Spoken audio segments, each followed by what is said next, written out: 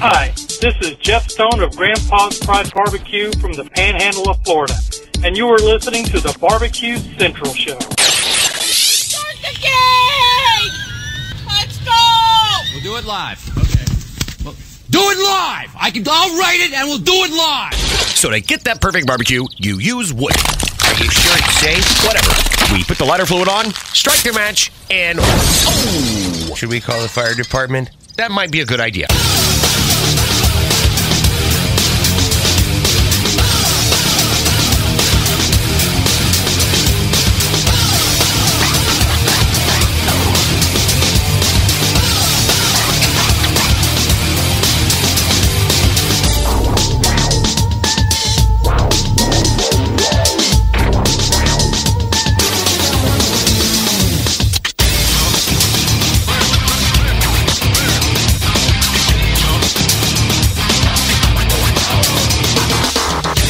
Hey, good evening, and welcome to the really big Barbecue Central Show. This is the show that talks about all things that are important in the world of barbecue and grilling. The show originating from the Rock and Roll Hall of Fame city, Bomb City, USA, Cleveland, Ohio, the barbecue capital of the North Coast. I'm your program host, Greg Rempe. Happy to have you aboard here on your Tuesday evening's live fire fun and frivolity show. If you would like to get in contact with the show this evening, or more importantly, you'd like to follow the show during off-show hours, here's how you do that. You can get in touch with the show by sending an email to Greg at bbqcentralshow.com. Follow us on all the social media channels at BBQ Central Show. And be sure to subscribe to the show podcast feed on your favorite podcast platform. Anything else you want to find out about the show can be found at the main website, thebbqcentralshow.com. And here's what's happening in case you get the newsletter coming up in about 12 minutes from now. The first Tuesday of a brand new month, that being July. That means 2024 rapidly coming to a close. The pitmaster of Killer Hog's competition team, frontman for How to Barbecue Right, Malcom Reed. Many different topics to talk about with, I never say that. Many topics to discuss with Malcom this evening. So we'll try to get to all of those, but typically I line out more than what we actually have time for, but that's fine because some of that stuff moves to the following month. So excited to catch up with Malcom because we missed him last month. 35 past the hour. By the way, we missed him, my fault. First timer to the show, and somebody who I feel is the leading authority on what I call open fire cooking.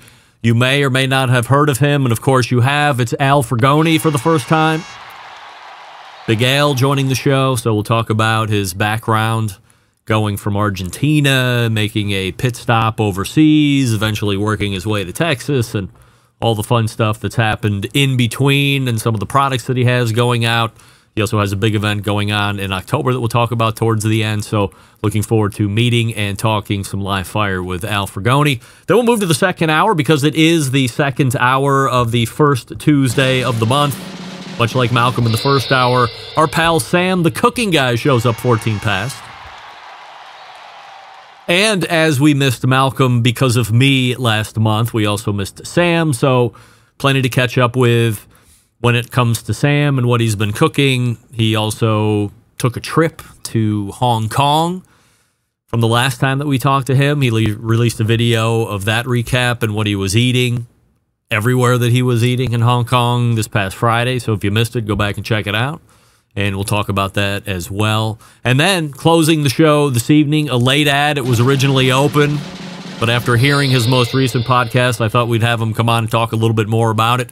Rashid Phillips from Phillips Barbecue Co.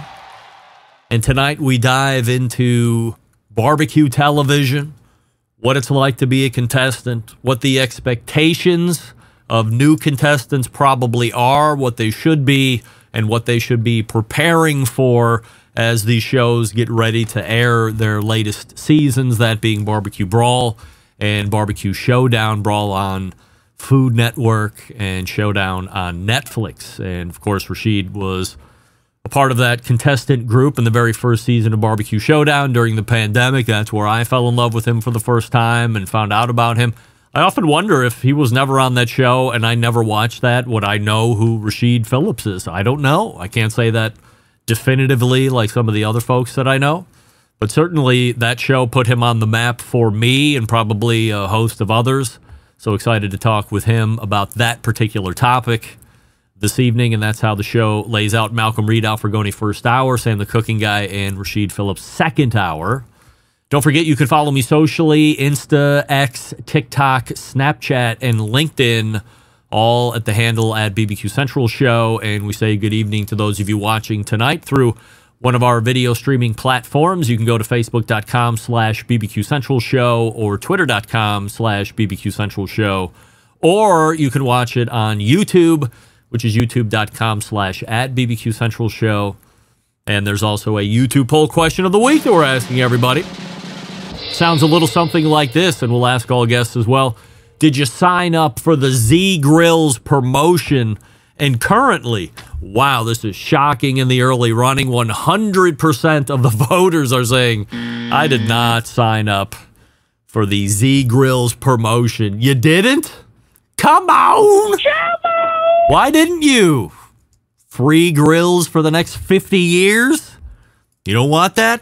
For $770 initial purchase and then $100 shipping you the brand new grill in 5 years? Come on. You're missing out. But 100% of you are saying no, you're not taking any part of it. Results from the poll last week. I asked if you were going to watch the newest season of Barbecue Showdown on Netflix. 68% of you said, yeah, you're going to do that. You're going to do that starting Thursday night. They're airing that on July 4th. Let's pick a great barbecue show and air it on the worst day possible. I get it. It's a big barbecue day, but in the evening when it's released, I don't know how they release it. But if it's at night, you're going to watch that and you're going to be half in the bag. Who are you kidding? Do you have work on Friday? Did you take the day off on Friday? Let's start here tonight because for the third time in as many weeks, the word of hot dog eating continues to bring straight fire as it relates to content, especially to this show, because I might be the only guy, aside from my pal Steve Ray from Ooltewah, Tennessee, talking about this topic or looking for updates, or both. Resident good guy and lover of America, Joey Chestnut, while still currently banned from Nathan's Famous Eating this coming Thursday, he will be eating Schween's on the 4th, so rest assured. However, he will be doing it alongside his new competition, a bunch of Army soldiers based out of Fort Bliss in Texas. Safe to say there's no real competition when it comes to eating on Thursday. However, a great sign of patriotism that Joey is showing by going to Fort Bliss and spending some time with the troops, doing what Joey does best, eating hot dogs. I'm not sure if they will run at the same time as the main event in Brooklyn. There aren't specific details to what's happening in Texas at this time or that I've seen, but it's good to see that he will be doing some kind of hot dog consumption, and hopefully he times it to the 10-minute mark and goes for a new record. That's crucial, I think.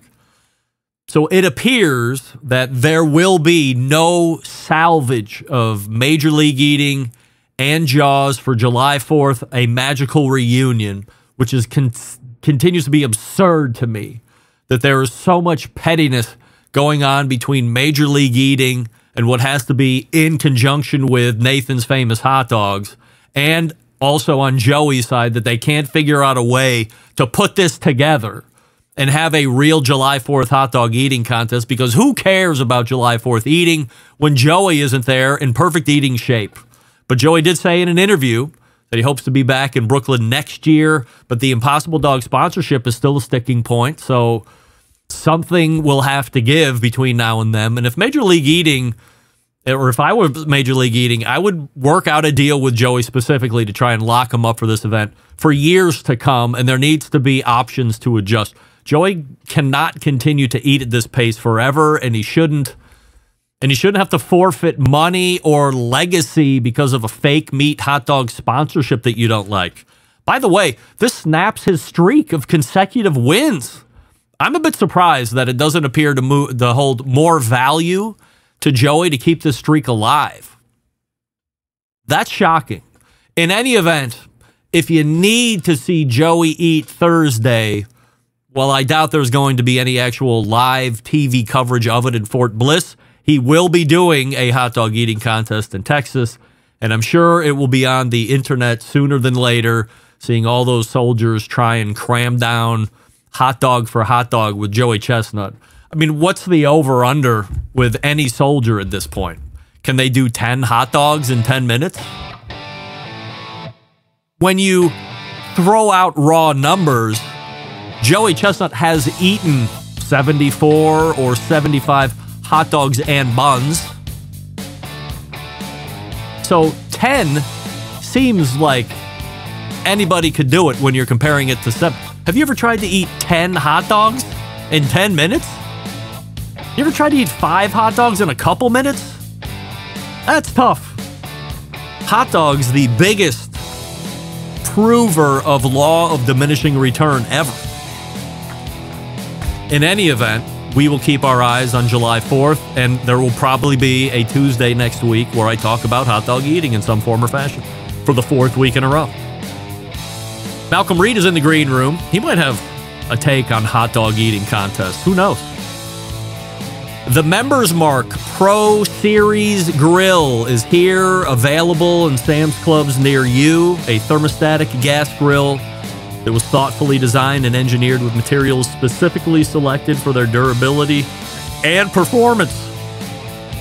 The Firebox was designed to deliver the ultimate in heat retention, durability, and premium corrosion resistance. Every detail of the cooking system has been fine-tuned to ensure superior and consistent cooking performance, including heavy-gauge cooking grates, powerful 304 stainless steel burners, and weatherproof channel electronic ignition system that offers the most reliable ignition in the industry across all levels.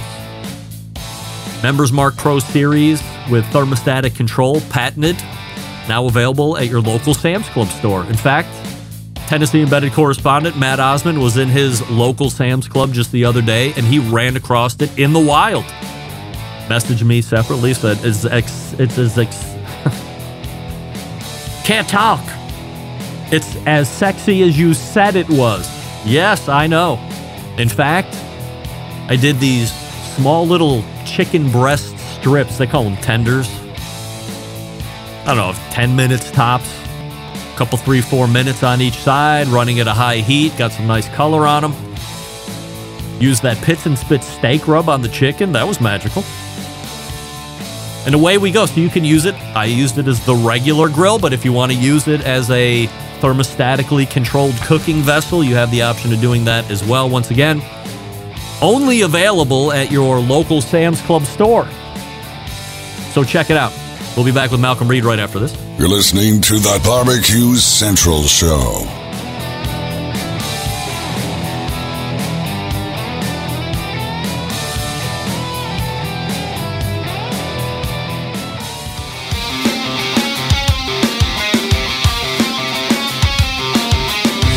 Broadcasting live from the Barbecue Central Show studios in Cleveland, Ohio. You're listening to the Barbecue Central Show. Once again, here's your host, Greg Rempe. Welcome back. This portion of the show being brought to you by cookinpellets.com, your number one source for quality wood pellets for all your pellet-driven cookers. Once you find out what you want to buy, go to these websites for great shipping rates on top of the great selection, Amazon.com, Walmart.com, or Lowe's.com. All selling Cookin' Pellets products for great shipping rates. Chris Becker and the gang over there at Cookin' Pellets. My next guest can be found right here the first Tuesday of the month, 14 past the first hour. He can also be found on the YouTubes, where 1.7 million of you are already subscribed to him and watching his great cooking videos and getting techniques and tips. It's our pal Malcolm Reed. Malcolm, we have a YouTube poll question of the week that we're asking everybody, and it's pretty specific. So if you haven't caught up on the most recent shows, it might be a little over your head, but you're in the know on what's going on in live fire. Did you sign up for the Z Grills promotion? No, I didn't. Do you know what I'm talking about? I don't think I need a. Yeah, they're giving it. What are they replacing your grill? They're giving you a new grill every 5 years for the rest of your life, or something like that. $777. Sounds like a good deal. Yes, I mean it's less than $1,000. And by the way, if you go on this is not a commercial for Z Grills, but if you go on their website, you can actually upgrade out of the one that they recommend, which is $777. So I think it goes all the way up to something shy of $1,300. But you buy that one, and then every 5 years. You get a brand new grill, sans, well, you got to pay $100 for the shipping, but you get a brand new grill for the next 50 years. So that's a pretty good deal, all things considered. Pretty good deal. You know, I've never cooked on, put my hands on one of those, but I've seen them, you know.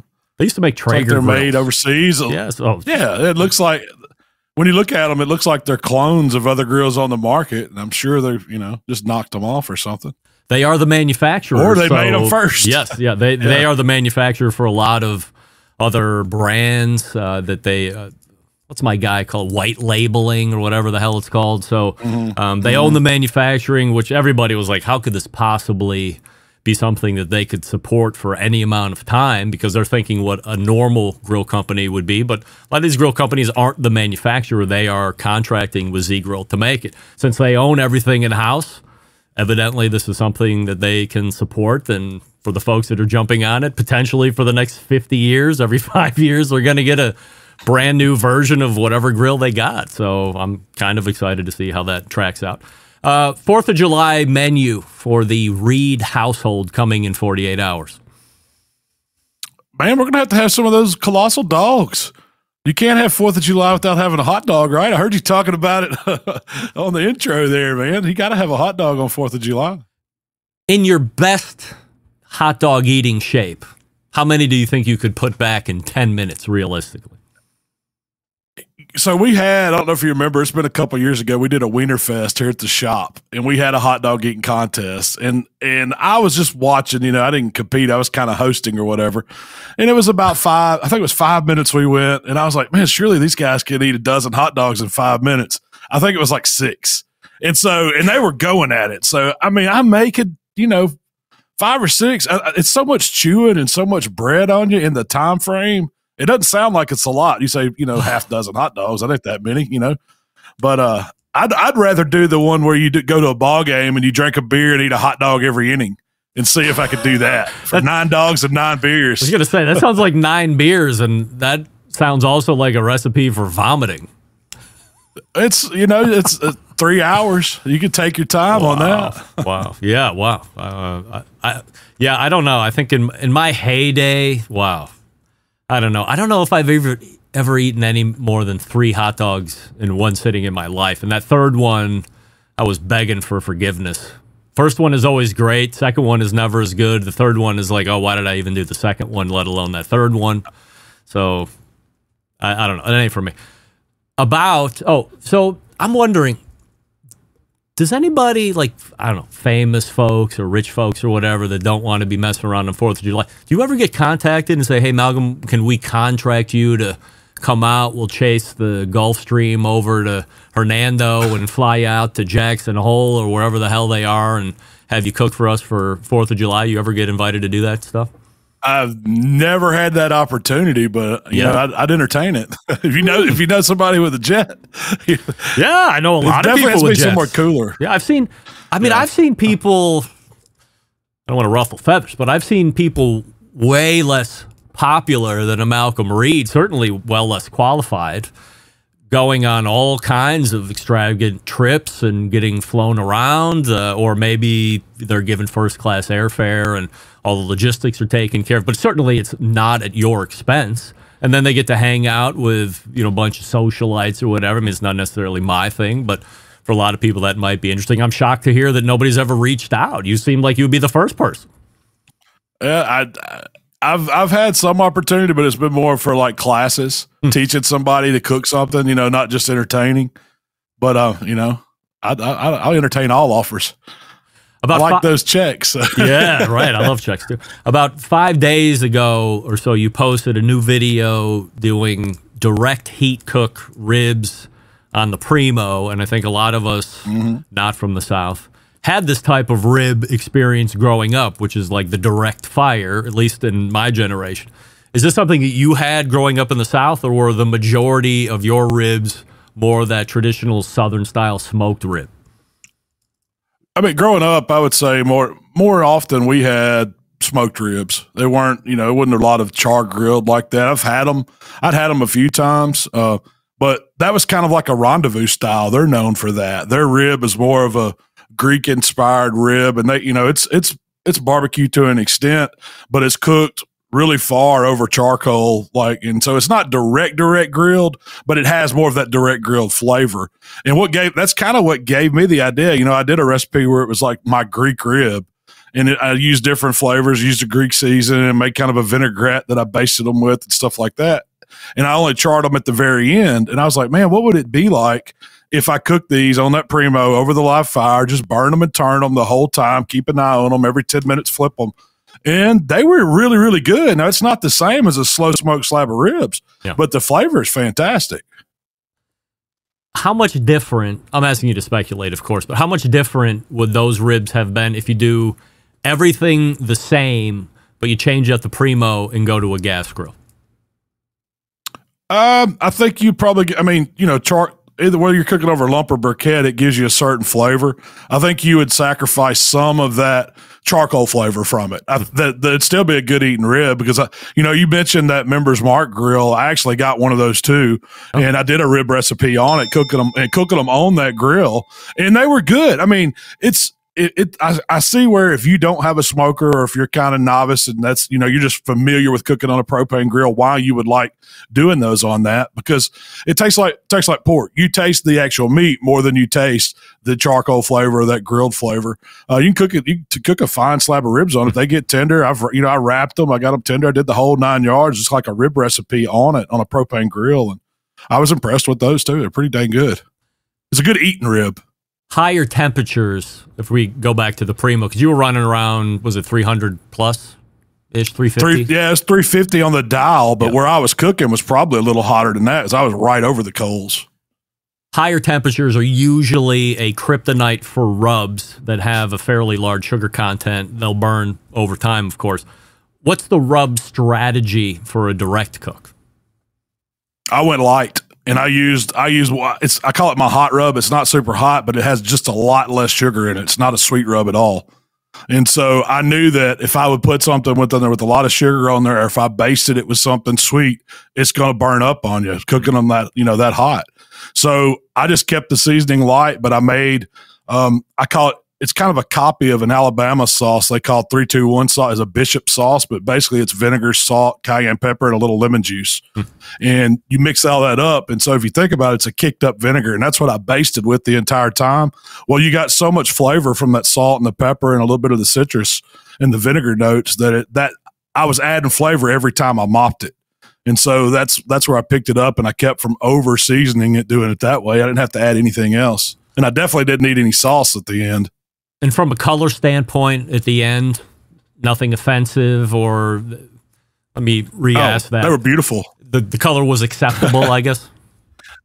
Yeah, I mean, it had a little char to it, but you expect that when you're cooking right over coals. It's not a competition slab by any means. They're not picture perfect. They're going to have, you want that meat, what's that called, Greg? You probably the Maillard reaction or whatever it is, where meat browns and it gets that Maillard, Maillard reaction. I get all my words screwed up like that, but you got that's what you want, and that's where the flavor is. That's right. But yeah, and I liked them. I think, maybe call it artisan ribs because they're not perfect. They've got some char. The edges might burn up a little bit on them, but I would say don't knock them till you try them. Just a grilling rib like that, and it's something different than eating just sweet smoked barbecue. So from a flavor profile standpoint, if you were to switch out lump for charcoal or vice versa, do just switching the two fuels give you two different flavor profiles, or will they be roughly the same? That's a good question. I don't know if I could pick out the difference of cooking over the charcoal versus the lump. The one thing I like about the lump is that I can put it out in that primo and I can fire it back up the next cook. Because I really didn't know how long these ribs were going to take to cook from start to finish, but I assumed it was going to be a lot faster because I'm right there over the coals. And it was like hour 20, hour 30. They were completely done. Wow. And I had plenty of coal in there. I just closed it up and I used it the next day to cook some more stuff. But advantage-wise on flavor, I don't know if you're going to get lump's going to give you a better flavor than a briquette. I think, to me, it's more of the heat and how I can restart the coals. So this is the key question of the evening for me, because I'm always self-indulgent at some point in an interview. My house is very discerning on charcoal flavor perfuming of meat. So how much of a charcoal flavor stays on the rib compared to the other flavors you put on it? Not like you would think. I mean, I would say I would kin it to how much charcoal flavor you get in a steak when you cook a steak over coals. Or if you cook chicken over it. It's not, predominant. It's not heavy. I didn't add any extra wood or anything. Now, hindsight, looking back, I would probably, quarter up some onion and put in there, maybe some whole garlic, maybe a chunk or two of wood, just to add a little more of, a little more flavor to it, because it wasn't strong. It wasn't, it wasn't like a strong, really grilled flavor at all. I mean, you ever thought about opening a restaurant? If I wouldn't want to have to work it all the time. If I could just open a day or two a week, maybe, I love feeding people. I love doing all that. But I said, if I have to be a slave to it, because, restaurateurs, man, this is not a 40-hour-a-week work week. They're working 80, 120 hours to do a restaurant. It's not an easy job. But I just love cooking. I love sharing when I cook with people. I could see myself doing that.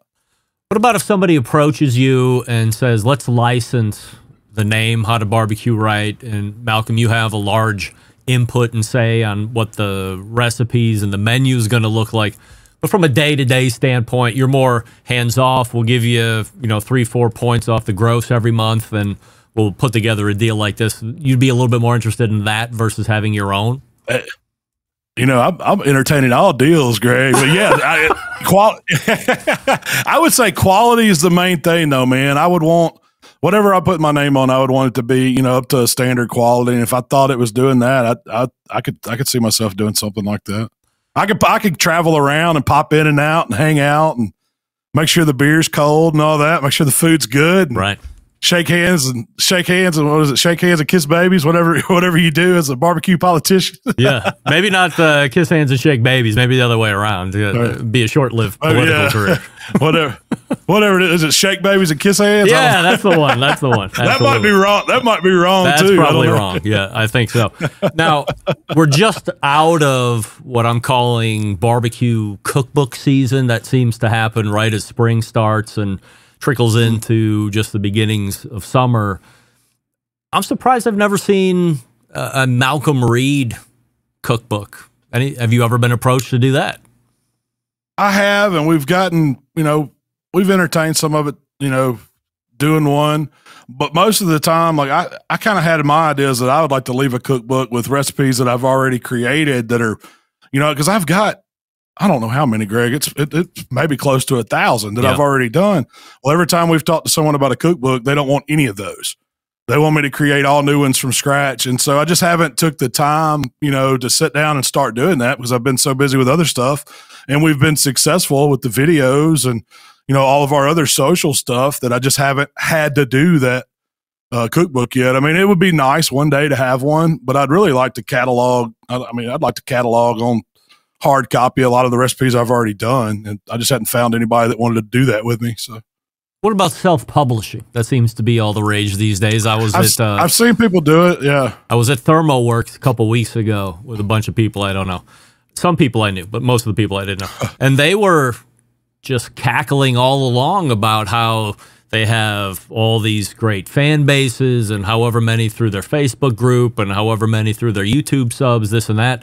And they were on their 10th or 11th self-published book, and they're talking about how much money they're making because they don't have to go through traditional publishing. Kind of blew my mind because I'm like, who the hell are these people? And they're crushing it, and I can barely get by doing social media by myself, and they got a team of people.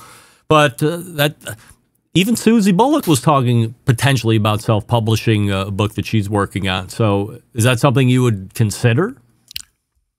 You know, I really haven't gave it a whole lot of thought. I don't know much about it. I mean, that's, you know, from the I've taught, you know, we have a mutual friend, Meathead, and he, you know, I know he's been really successful with his books, and he took some time to talk to me about it and give me some of the ins and outs and put me in touch with some people, and we got, you know, to talking pretty serious about it, and then it just didn't come to fruition. So, but one of these days, I'm sure, you know, I'll take the time and hopefully put something out like that. I could see that being something I'd want to leave behind when I'm gone, you know. Well, luckily, it'd be nice to have that out there. You have a tremendous YouTube catalog that is, you know, going to be left behind as well. Although, you know, I never know how that's going to look in 20 years or 30 years from now, where, you know, if Michael's got his own kids and he wants to say, oh, you should see what Grandpa used to do. He was turning the internet on his ear back in the day. You should see these videos. And, you know, so hopefully they're all there. But I could see also where a cookbook is something that you have. It's a, you know, documentation of everything that you've done. And as long as you got it, you got it. Absolutely. I mean, that's the great thing about that YouTube platform. It does archive really well. There's all this other social stuff we're doing. It's not really archived. I mean, of course, we save copies of it. You know, we have a server that I put everything on just in case something ever happens. I got a file backup, but it's nice to have YouTube there as kind of that resource, because you can, you know, it catalogs stuff so well. What do you have coming up here over the next couple of weeks we can know about? Well, we're going to be up in Grand Rapids, Michigan here coming up, but at the Mitten Barbecue Supply. There's a great bunch of guys up there on a barbecue store. We're going to go up and kind of do a meet and greet. They've got other stuff going on, I'm sure, that day. So if anybody's in the Grand Rapids area, I want to say that's Saturday after next. So it'll be the weekend, you know, following the fourth weekend, if that's what we want to call this, coming up. After that, I've got another event, locally in Oxford, Mississippi, towards the end of the month at a brewery down there. I'm going to be pairing some recipes with some of their beer they make there in Oxford at Circle and Square Brewery. And we'll be giving out some barbecue stuff like that, hanging out. They got a band, and of course there's going to be plenty of cold beer. Oh yeah. Better be at a brewery, especially if Malcolm's coming to town. That's You're right. the certified is the beer cold enough expert, for what I understand. Yeah, absolutely. I can definitely check it. Malcolm Reed is here talking about live fire. HowToBBQRight.com is the website. You can subscribe to him over on YouTube as well. Malcolm, always appreciate the time, and we will see you in August. That's a good month. My birthday month, Greg. See you next time. All right. Birthday gifts ready for Malcolm when he comes back on in August. And again, you can find him over at HowToBBQRight.com. Same handles on socials. And of course, you can subscribe to him over on YouTube, where 1.7 million of you are already doing that and enjoying the videos. He's inspired me. I think a direct rib cook is on the agenda. Maybe not for Thursday. Maybe for Thursday. Nobody's invited me anywhere for 4th of July. Much like no famous person has invited Malcolm to fly out in their private jet and whip him up some food, the same invitation has not been extended to me. So maybe direct rib cook is on the agenda now that I'm thinking about it. We'll have to see how it goes over the next 48 hours. Al Frugoni's in the green room. We'll get to him here in just 1 second. Before we do that, I will talk to you about Big Papa Smokers. Listen up, gang. Our pals at Big Papa Smokers have something special just for you, the listeners of the show. Whether you're a seasoned pitmaster or grilling newbie, Big Papa Smokers, your one-stop shop for all things barbecue. From their championship rubs, mouth-watering sauces, essential accessories, they've got what you need to take your food to the next level, whether on the competition circuit or in the backyards like me. Here's the cherry on top. Big Papa Smokers offering the listeners of the Barbecue Central show an exclusive deal. Use the code REMPE at checkout, REMPE, and you get $10 off your next $50 purchase of rubs, sauces, and accessories. Imagine the possibilities. Evaluate your ribs with Big Papa's sweet money, or add Desert Gold on top of your chicken, or better yet, pick up Double Secret and try it on your steak. Head on over to BigPapaSmokers.com and start shopping today and start saving today when you use promo code REMPE at checkout and claim $10 off your next order of $50 or more. That's REMPE at checkout. Also, don't forget to check out Big Papa's full line of recipes at cooking with bigpapa.com. And of course, follow him on social media for amazing recipes. We're back with Al Frugoni right after this. Stick around. We'll be right back. You're listening to the Barbecue Central Show.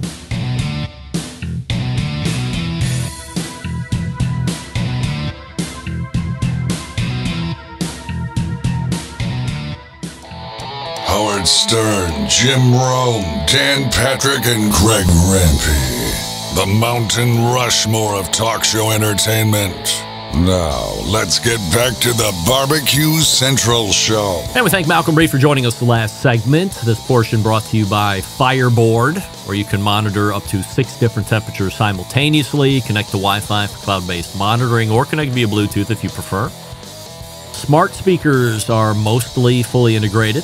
Fireboard.com, the place to go. 816-945-2232 to ask questions. Also, don't forget about the Spark and the Beacon. Great products by the folks over at Fireboard. My next guest tonight showcases one of the more elaborate setups at his estate in the hill country of Texas. While he has always had a passion for live fire cooking, it's not always looked the same, and that evolution and collaboration has made him into the success that he is today. Argentinian Texan businessman. We welcome first-time guest to the show, Al Frugoni. I appreciate you joining me here this evening. And before we get going on all the live fire talk, we have a YouTube poll question of the week that we're asking everybody, including all guests. Did you sign up for the Z Grills promotion? Yes or no? Oh, yeah. Sorry. What's the for me? Sorry. Yeah, that was for you. Did you sign up for the Z Grills promotion?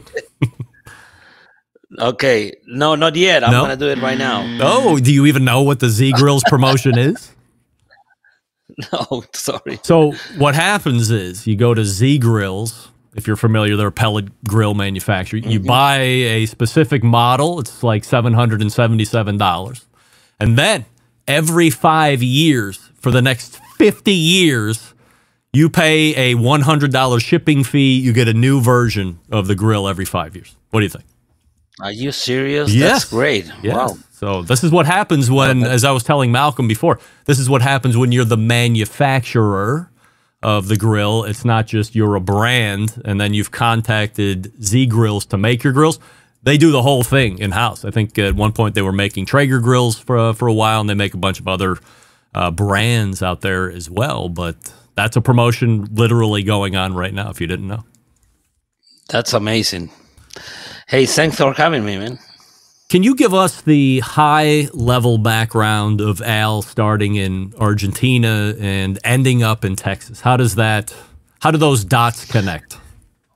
Oh, well, I married a Texan 24 years ago.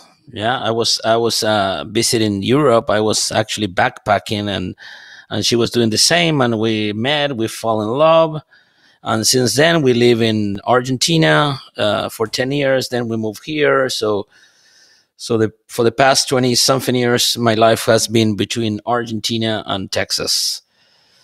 So that's kind of the short version of the story. It's longer than that. What does backpacking in Europe mean? Like, I hear about it all the time, and like to me that seems like crazy. But what are you actually doing backpacking? What does that mean? Well, actually, it's very common down in Argentina that we travel a lot, right? Argentina is literally in the south of the world, right? So it's very common, and we have a lot of European descendant too. So everybody has a relative there. So it's very common that kids that they can afford, right? That young, I don't know, your 20s before you start college or maybe after, you just like take 1 year to tour Europe, right? And we call it backpack because you're like constantly moving in trains and stuff. And that's what I was doing. And then actually it was Morocco where I met my wife. I was in the south of Spain and I took a boat across to Morocco and then I met her there. So yeah. I mean, you're never safe. What are the chances? You can get married. What are the chances you're in Morocco and you meet a lady from Texas and you fall in love, and then 25 years later, here you are? That's as romantic as it gets, I think. Yeah, right. Yeah, that was and when we got married in Houston, we actually, after we got married, we did the opposite of the logic thing to do. I took her to Argentina, so we lived there for 13 years in Argentina. So our 3 kids were born there in Argentina. But we, since then, kind of the deal was, okay, we live in Argentina, but we come every summer. That is winter here, so it's complicated. But we used to come a lot to the States, and then is when I started to fall in love with Texas and Texas culture and Texas barbecue and everything. When you are in Argentina, what kind of business or businesses are you running? And at what point, or you said, was it 13 years later you decided to move to Texas? Yeah, when we turned 40, we both turned 40. My oldest one, Luca, he turned 10, and we said, okay, it's now or never. But the conversation of living here or there was all the time, right? Like I said, we were kicking the ball forward. That's an expression, like, it's like, okay, we're ready to go to the U.S., but then, she got pregnant, and then the first year, and then that was 2 years, and then next one, and then kicking the ball forward. And yeah, I have businesses. I still have businesses in Argentina. I'm an entrepreneur. I have different kind of business. I have a trucking company. I have a trampoline park over there.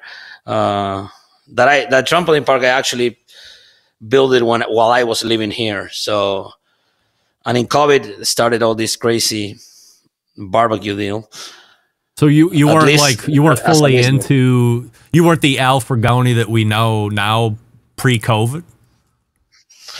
Well, I was cooking like almost 4 times a week, and I have all kinds of grills, but it was more like a hobby. It wasn't like something that I was doing to promote or anything, right? When COVID hit, all my business were shut down.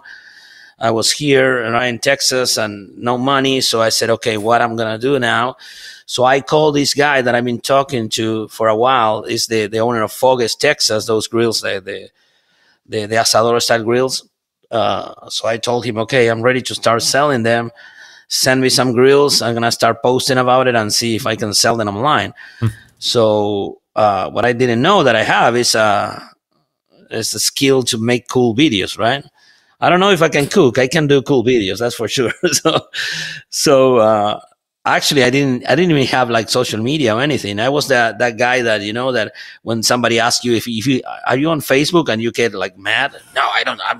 I was that guy 5 years ago. So yeah, that's the crazy thing. So this guy on Fogues, what caught my attention for this guy is that he built his business out of Instagram. So that me being an entrepreneur, that blew my mind. I said, how are you gonna do that? So I started like getting into that, and he told me a lot of the stuff that I use now, like how to post, how to make the videos, look into the details, don't make it boring, right? So I learned a lot from him, and I started posting videos, and right away I started getting like a lot of views and engagement, and we started selling grills, and it was kind of crazy. Actually, my daughter at the time was 10, and she's like, Dad, you have to post on TikTok. And I literally said, what is TikTok?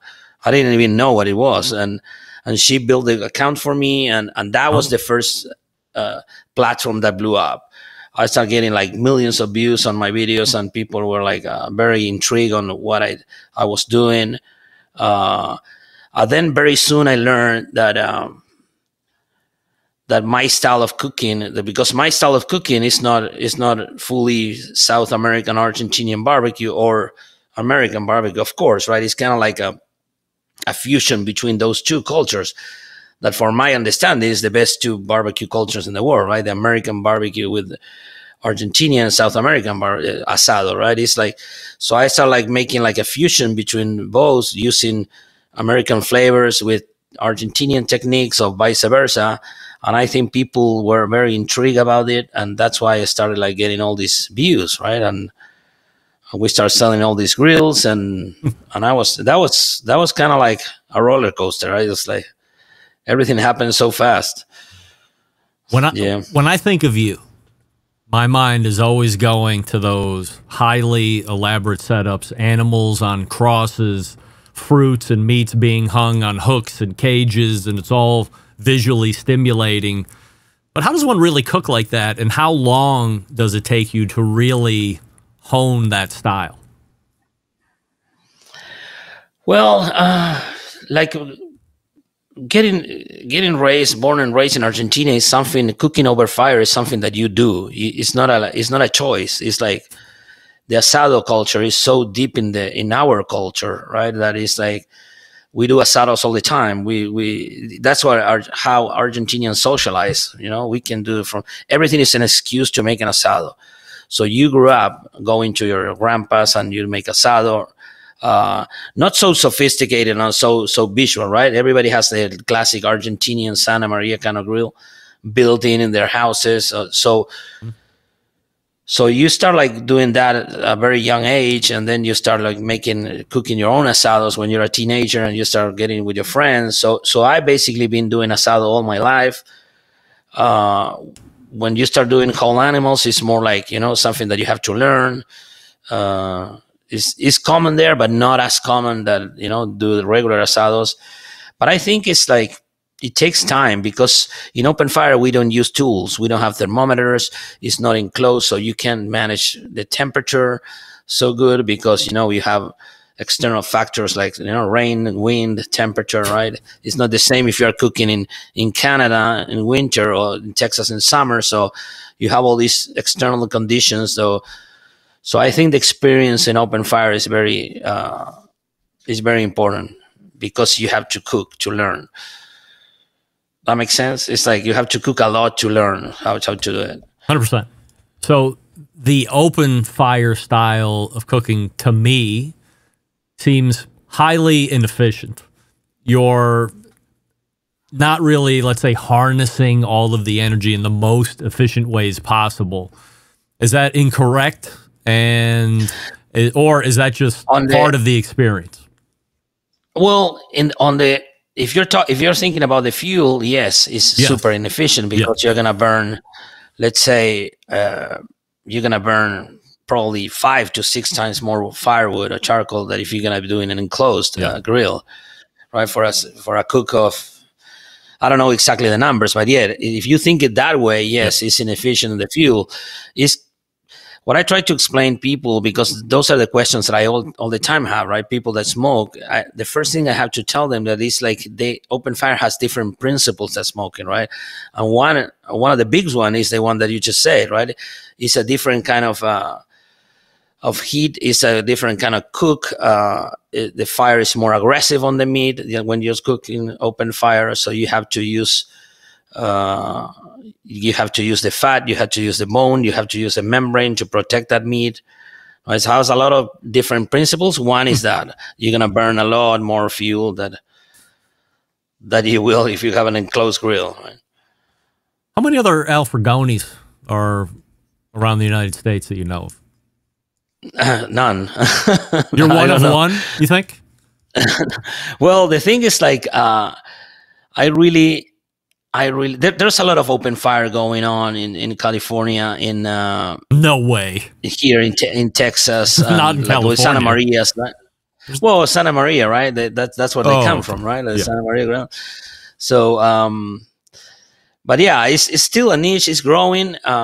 There's a lot of people doing Argentinian asados. I know a few guys that are doing. They're Argentinians that they're doing catering, and they don't have probably the exposure that I have, but they're like really good cooks, and they're doing like good stuff, but an Argentinian style. That's what I mean. My style is kind of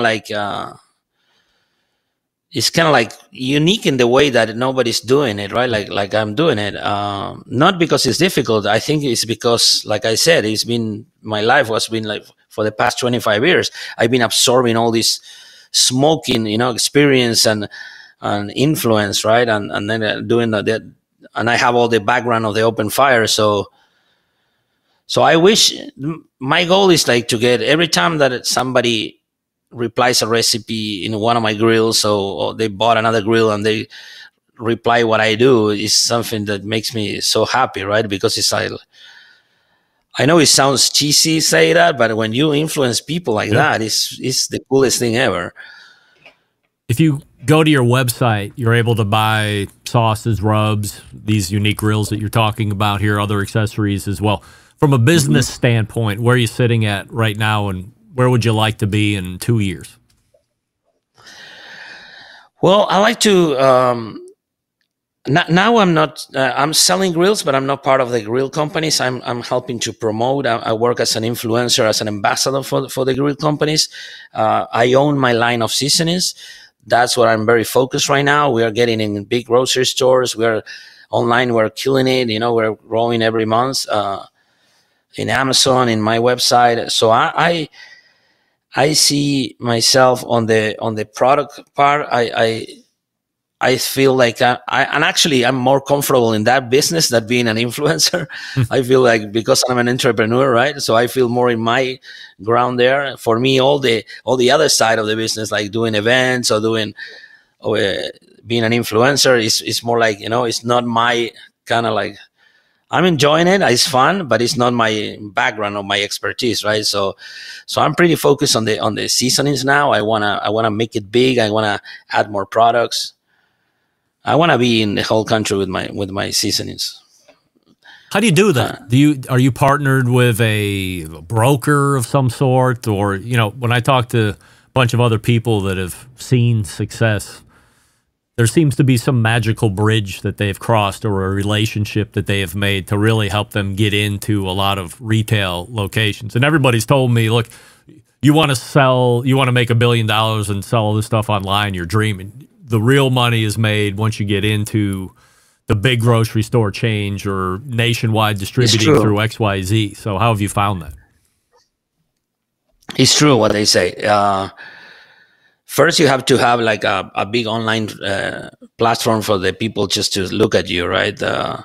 And in my case, I think I have a product that was unique. I'm in a different. I'm not competing with the traditional rubs, right? That there's so many people doing it. I think it's like our friends from W Sauce, right? When they start, they're like kind of the only ones there in my product with my chimichurri mainly. I'm kind of like, it's not, now we have another brands doing it, but I kind of was the first in something new. So yeah, first, you have to get exposure online. Second, you have to have luck and to have to be like I did, like, for example, Malcom.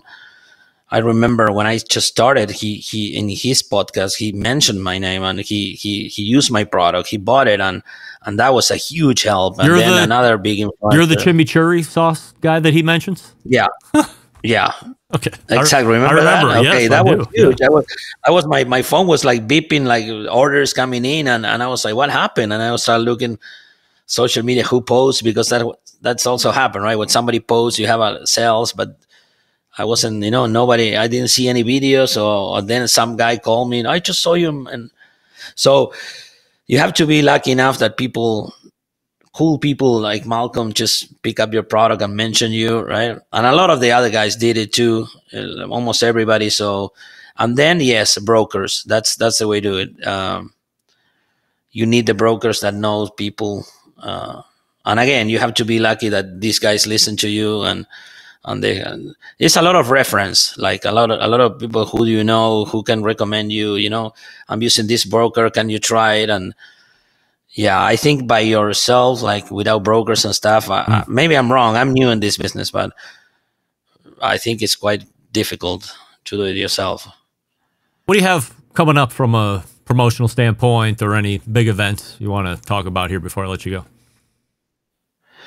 Sure. Well, I have a lot of events coming up, but the one that I want to talk about is my event that I do every year in October. That's the Texas Open Fire Meetup. This is going to be the 4th year that we're making it.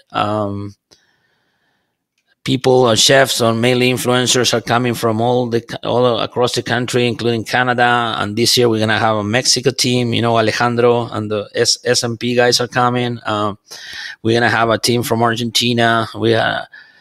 So we're going to have a lot of people coming, and it's an event that is a charity event for the first responders here in Medina County, Texas. It's close to San Antonio. It's open to public. So we're going to have more than, I don't know, I think last year we had like 1,200 people coming. I think this year we're expecting more. Wow. Last year we had like 12 teams. More than 50 chefs came. This year we're expecting more, so it's pretty cool. It's an event that we do it just to to be together, cook together, learn from each other, inspire each other, share the passion that we all have, right? And that is open fire. We have smokers and stuff, but it's a good time. It's a good time. If you guys are in Texas, you're welcome to visit us. That's October when? October 26th. 26, all right. So just shy in of Hondo, Halloween. Texas. Hondo, Texas. All right. Yeah. So updates and stuff through your social media and on your website for folks that are interested? Al Frugoni in all platforms. Yep. We're posting every time recipes, new crazy stuff that we do, events. We're trying to keep everybody updated. We just been in the Copa America. I don't know. I know people don't like soccer too much, but we did there like a tailgate. Yeah, they lost. We did. That's what I hear. The men's team lost, which I guess is no surprise. Like nobody cares about it, but I mean, I heard it was a big deal. Yeah, nobody cares until we win, right? When U.S. team goes good, everybody's kind of interested, and then it's we don't care. Yeah, only for soccer though. We're bandwagon soccers. I mean, I would never watch a soccer match. I don't care if we're good or not. I find it to be terrible, but that's just me. And that's always how it's been with the show. But soccer's a big deal everywhere else except America. So I certainly appreciate the sport because, I mean, we're bigger than just America, if you can believe it or not. I know nobody believes that in America, but that is actually the case. So if I give you 10 minutes, how many hot dogs and buns could you eat? Realistically. I don't know. 10 minutes? No, I don't know. Maybe 3, 4. I'm a rookie. I don't know. Never did it. All right, well, 3. I told Malcolm last segment, 3 would probably be tops for me just because I couldn't stomach eating a 4th. Like, first one is always the best thing ever. And then the second one, I'm like, I got to have the best thing ever again. And then it wasn't really as good as the first one. And then you have that third one, hoping you recapture the first one. But then it's even worse than the second one. And then usually I call it quits. And that's usually in the realm of 3 or 4 minutes. So I couldn't imagine crushing 70 plus hot dogs and buns in 10 minutes like they do in the hot dog eating contest. So in any event, is that right? It is Joey Chestnut. Yeah, I think he did 74 or 76 hot dogs and buns a couple of years ago, and he's been in the high 60s since then. We're chatting with Al Frugoni, alfrugoni.com, and Al Frugoni on social media. Appreciate the inside look at how you got to where you are today, and hopefully we can have you back on and just talk about some live fire topics going forward. Let's do it. All right. I'm in. Thanks, Al. Appreciate it. Okay, thank you. First timer, Al Frugoni, knocking it out of the park, of course, as he does on his videos and posts. So if you're not familiar with him, which I can't imagine that's the case, check him out over on his website, alfrugoni.com, or follow him on social media if you're not already. All at Al Frugoni. Like, what are the chances you go backpacking in Europe and then you're in Morocco? Is that Europe? American. And then you meet the lady you're going to marry in Morocco. Like, how many things had to go right? Come on. That's so romantic. I'm so in love right now. Good for you, Al. All right, let's wrap the first hour right after this. Stick around. We'll be right back. Continuing to produce incredibly mediocre content in an exceptionally professional way. You're listening and watching the Barbecue Central Show. Once again, here's your host, Greg Rempe. Thanks to Al Frugoni for joining us last segment. alfrugoni.com, Al Frugoni on all social medias. Peter in Oklahoma. Greg casually name-dropping Michael Simon last week was very douchey. I think we all know he's not replying to your text with any type of urgency. Tell the truth. Love the show. Regards, Peter. Peter, thanks for that. He does reply with the quickness. Let me rephrase that. Every time I have texted him, which I do not take advantage of, he has replied back to me in less than 5 minutes every time. So he must operate on the same principles as I do. We're heading to the second hour. Stick around. We'll be right back.